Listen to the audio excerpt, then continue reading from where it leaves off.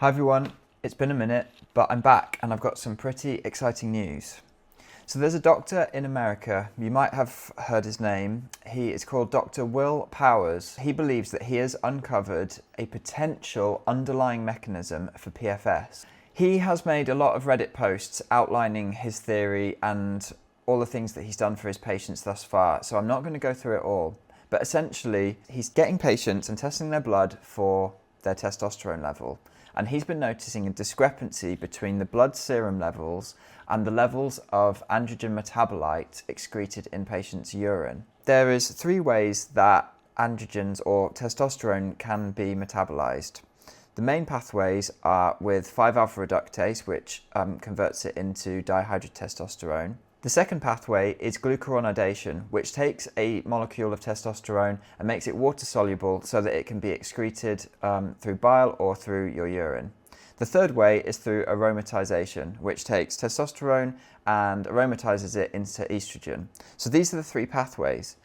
Now, Dr. Powers thinks that in PFS patients, you already have some sort of defect in the second pathway, the glucuronidation pathway. So you have the other 2 pathways which are working. Now, most patients probably live their lives not knowing that they have a malfunctioning pathway because you have the 2 other pathways for testosterone to be metabolized and then eventually excreted or used. But upon using finasteride, which would be the 5-alpha reductase inhibitor, you then have 2 of these pathways which are blocked. And he believes that there is a possibility that causes intracellular buildup of androgens or testosterone inside the cell to levels that get astronomically high, whilst your blood serum levels are just as normal. But this is an intracellular issue, and as the cells get more and more and more higher levels of androgens, there is a breaking point, and that's what causes PFS, potentially in one subsection of patients. Now, I might be really simplifying what he's talking about there because he's been using whole genome sequencing, Dutch testing, urine testing, blood testing, and a whole load of other things to get to his level of understanding. But you can read his posts in the link below if you want to just get the whole picture. But that's essentially the way I understand it. SIDEfxHUB have been communicating back and forth with Dr. Will Powers. He has requested something extremely important from our community. He wants to prove, or at least to continue to prove, this theory at the first ever PFS, PAS, PSSD summit, which is in America, upcoming in April. So we've got roughly a month, and he is asking us to go into our community and request that you guys take some specific tests so he can continue to see if the patterns that he's seeing in his patients also line up with a wider pool of people.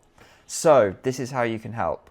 There are 3 tests which we are asking you to do. The first thing that you need to do is you need to book a hormone panel, which is just regular hormones, and that includes testosterone. The second test that we need you to do is an Androstanediol Glucuronide blood test, and I've got this up on the screen here. All of the links are going to be below as well. The third test that we need you to do is a Dutch test. That is a urine test, and you can see it on this site. You can add it to the cart and get it. I'm pretty sure this one just gets delivered to you and then you send it back. The other 2 you'll have to do in person. They're both blood draw tests. Both of the other 2 tests can be done in London. Something that's really vitally important that you do, first of all, if you're going to contribute your test results to us, when you book your tests, they must be booked for the morning time, so between 8 a.m. and before midday ideally, probably before 11 a.m. realistically. The second thing, please do the testing in a fasted state for at least 12 hours. So if you have an appointment booked for 9 a.m. for your blood tests, then you need to have your last meal by 9 p.m. the night before. Okay, so please don't eat breakfast before you go and do that. That seriously affects your androgens and testosterone levels and such. The other thing that you need to do is you need to abstain from sexual activity and exercise for that 12 hours prior. So please don't go to the gym at 9 o'clock the night before, and please don't conduct in sexual activity. That will really alter your levels of your androgens and all kinds of other sex hormones. So no sexual activity, no eating in the 12 hours prior, and no hard exercise, going to the gym, weightlifting, that sort of thing.